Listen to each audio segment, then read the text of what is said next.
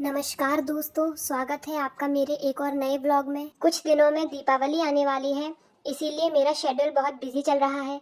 सुबह उठकर मैंने झाड़ू पोछा किया और उसके बाद मैं नहा धोकर तैयार हो गई। आज के लिए मेरे काम फिक्स थे। मुझे खाना बनाना था और मार्केट से दीपावली के लिए कुछ सामान लाना था और बाकी के लोग करेंगे सफाई। और ये मैं तैयार हो गई। तैयार होने के बाद मेरा सबसे पहले काम रहता है सूर्य भगवान को जल चढ़ाना। तो मैं सूर्य को जल चढ़ाने गई तो ऊपर देखती हूँ कि तिब्बत मार्केट खुला हुआ है। ऐसे अभी बज रहे हैं सुबह के 11। किसी दिन सूर्य भगवान मुझसे आकर कहेंगे, बेटा इतना कष्ट ना किया करो, मैं ही तुम्हारे पास सुबह जल्दी आ जाया करूँगा। आज मुझे बनानी थी मटर पनीर और रोटियाँ। तो उसके लिए मैंने पहले पनीर कट किया जो कि घर का बना हुआ था, और बाद में सारा सामान कलेक्ट किया जो भी सब्जी में यूज़ होने वाला था। और पता नहीं क्यों मुझे ऐसा लग रहा था कि कुछ गड़बड़ ज़रूर होगी।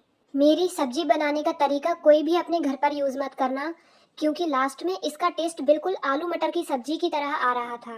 अब मैंने गलती कहाँ करी है, प्लीज़ मुझे ये चीज़ कमेंट में बताना। तो सबसे पहले हमने पनीर को फ्राई करके उसको ठंडे पानी में डाल दिया है, क्योंकि ये ट्रिक मैंने यूट्यूब पर ही देखी है कि जिससे पनीर सॉफ्ट बना रहता है। उसके बाद मसाला रेडी किया जो कि मेरी माँ ने बताया था। तब तक हमारा तेल भी गर्म हो चुका था।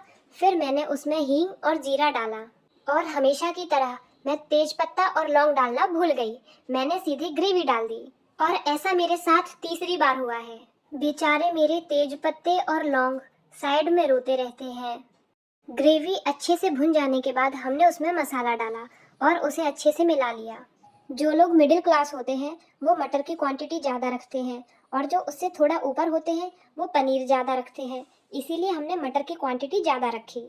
उसके बाद हमने पनीर भी डाल दिया और उसे अच्छे से मिक्स कर लिया। और सब्जी बनने के इस मोड़ तक मुझे पूरा भरोसा था कि सब्जी अच्छी बनेगी, लेकिन फिर जब मैंने पानी डाला उसके बाद मेरा ये भरोसा टूट गया। मुझे पानी कम लगा तो मैंने उसमें और पानी डाल दिया, जिससे मेरा भरोसा और ज़्यादा टूट गया। लेकिन गलती करने के बाद ही पता चलता है कि गलती हो चुकी है, इसमें अब कुछ नहीं किया जा सकता था। सब्जी को मीडियम फ्लेम पर रखकर मैंने रोटियां बनाने की प्रक्रिया शुरू कर दी। सबसे पहले मैंने आटा गूथा, क्योंकि उसके बिना तो रोटियां बनेंगी नहीं।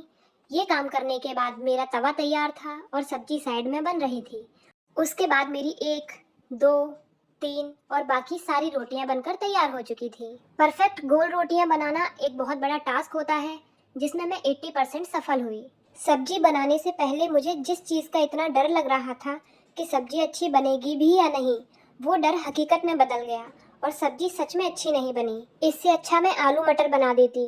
उसके बाद मैं मार्केट जाने के लिए रेडी हो जाती हूँ।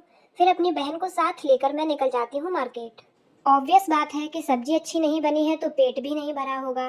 तो मार्केट जाने के बाद हम लोगों ने सबसे पहले डोसा खाया, जो कि मेरा सबसे फेवरेट है। फिर हम आ जाते हैं कपड़ों की दुकान पर, क्योंकि हमें चाहिए थे दिवाली के लिए कपड़े। मेरी बहन को पसंद आती है ये कुर्ती और मुझे पसंद आता है एक जीन्स। तो हम ये कपड़े पैक करा कर निकल जाते हैं दूसरी दुकान पर।